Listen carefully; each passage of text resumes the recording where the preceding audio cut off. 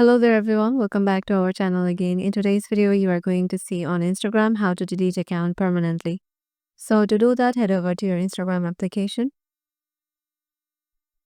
Once you are there, make sure you have logged in into your desired account and then head over to your profile by tapping your profile icon on the lower right corner and then tap on the three lines on the top right. From here, go to Account Center. Now go to Personal Details. Now go to Account Ownership and Control.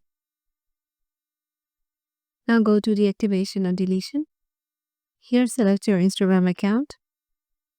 Now choose or check mark to delete account.